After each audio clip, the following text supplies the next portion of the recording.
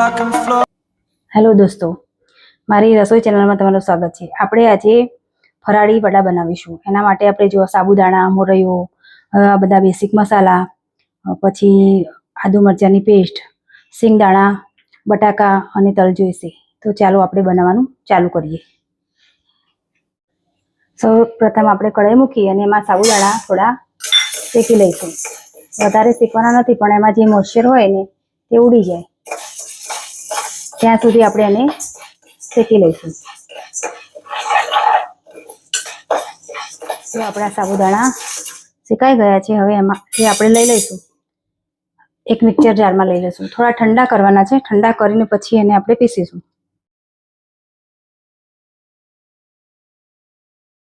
ઠંડા કરી લઈશું, ઠંડા થાય પછી આપણે પીસી લઈશું।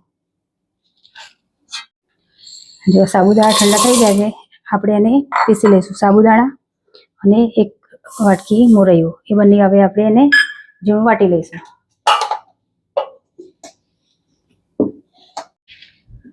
જો આપણે આ વટાઈ ગયું છે, હવે આપણે એક વાસણમાં ટ્રાન્સફર કરી લઈશું।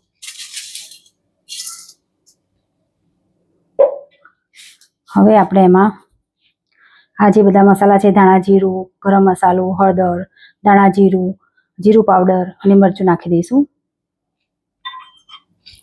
અને સ્વાદ પ્રમાણે ફરાળી મીઠું નાખીશું અને થોડો અજમો નાખી દઈશું અને બધું પ્રોપર મિક્સ કરી લઈશું।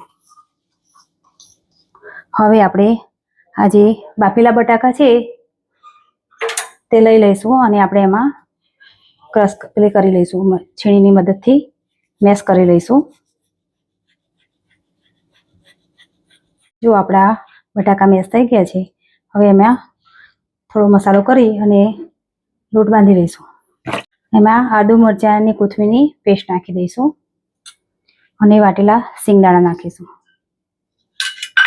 અને બધું બરાબર મિક્સ કરી લઈશું।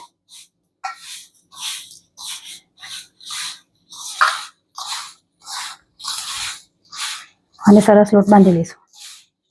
જો સરસ લોટ બંધાઈ ગયો છે, હવે આપણે તેલવાળો હાથ કરી અને એના વડા બનાવી લઈશું।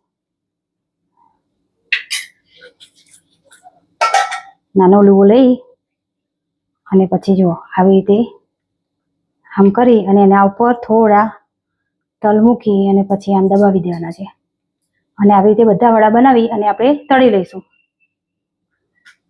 જો આપણા વડા બધા થેપીને તૈયાર કરી દીધા છે, હવે આપણે એને તળી લઈશું। જો આપણે તળી લઈશું।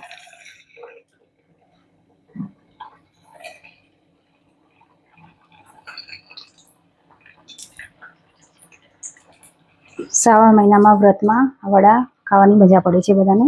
તો તમે પણ આ ઘરે આવી રીતે બનાવો અને ખાઓ।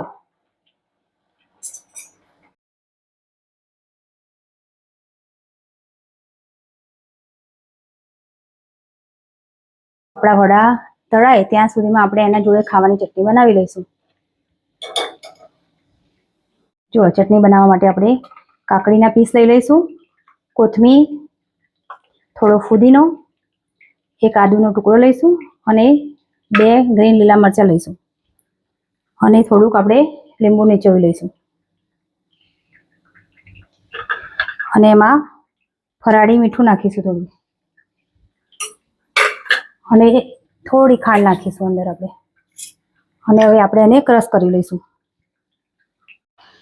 જો આપણી ફરાળી ચટણી બનીને તૈયાર થઈ ગઈ છે અને આપણા વડા પણ તળાઈ ગયા છે, તો આપણે એને સર્વ કરી લઈશું। જો સરસ એકદમ ગોલ્ડન કલરના થઈ ગયા છે, હવે આપણે એને કાઢી લઈશું અને આવી રીતે બીજા પણ તળી લઈશું।